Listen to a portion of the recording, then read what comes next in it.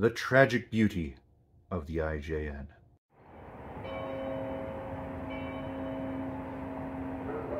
So when I was making this video, I was trying to find a good literary or historical parallel to the Yahagi, because if you think about it, the Yahagi would make an excellent tragic character. I had to go through all my Shakespeare and Sophocles and historical tomes for the right female character, and she's not Desdemona or Antigone, maybe kind of Cleopatra, but not really. I think Yamato would be a better analogy for Cleopatra, and like Yahagi would be one of Cleopatra's handmaidens that followed her mistress into the tomb and let the asp bite her before Cleopatra took her turn. Anyway, I'm digressing. I'm sorry, I'll have to write a novel now. Anyway, if you're asking why you should build the Yahagi, I'd say there's two big reasons. First off, it's a really cool looking ship. It retains the warlike sleekness of any IJN ship, but with lots of seaplanes and command capabilities.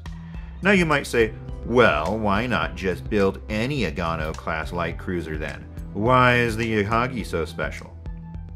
Well, you nasally figment of my imagination, I'd say because it was there for the end. Not the surrender, but the end of so many parts of the Japanese Empire, both actual and symbolic. Think about this. Her first operation was to command 3 destroyer divisions at the Battle of the Philippine Sea, which resulted in the destruction of the last real striking capabilities of the Japanese Navy. In that battle, she helped rescue sailors from the Shokaku, that great carrier that had helped strike the first blows at Pearl Harbor, helped conquer the South Pacific, bloodied the Americans at Coral Sea, missed Midway, but participated in the Guadalcanal campaign and many others. And now it was sinking through the depths while its sailors were snatched from the sea by the Yahagi. What a great way to start your career! Yahagi also fought in the Battle of Leyte Gulf as part of Admiral Kurita's powerful striking force that smashed into the American screens in the Battle off Samar. In that ordeal, Yahagi got to watch Musashi get pummeled to death, and the great battleships of the IJN, led by Yamato herself, get rebuffed by a gaggle of escort carriers and tin cans.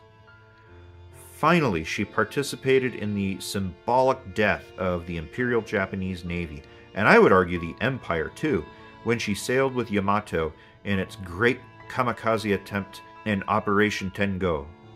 A torpedo slammed into the Yahagi's engines, and helpless she drifted while wave after wave of American planes smashed her with bombs and torpedoes.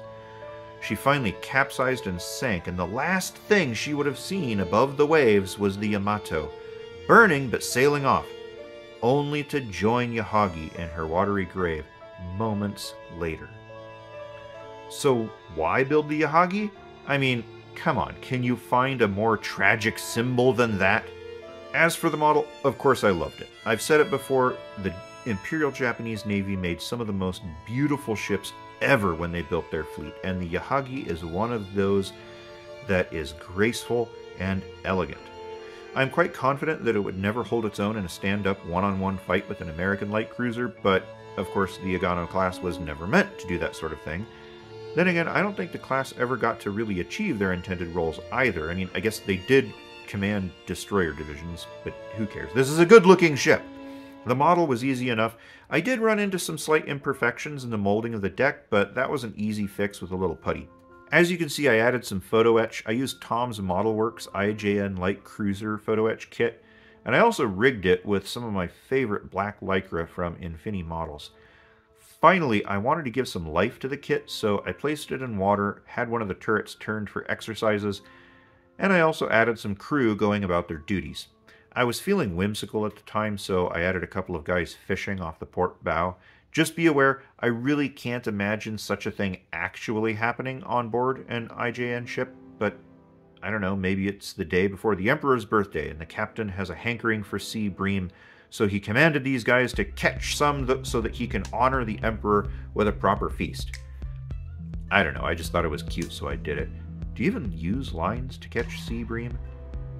I don't know. Anyway, if you do build one of these models, I highly recommend that you add some railing, some photo etch railing at the very least, and even just a few lines of rigging will really liven it up and add a lot more visual interest to what is already, honestly, a beautiful kit. I guess it'd be like putting makeup on a supermodel. How's that? So there you go.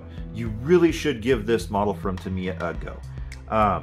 It's a beautiful kit. I really enjoyed it. I think it represents an amazing ship whose history would bring a tear to the eye. And that's that. If you liked this video, please leave me a like. If you really like this video, feel free to subscribe if you want to. Thank you all for watching, and gosh, I wish you joy in your lives, and I hope to see you again soon.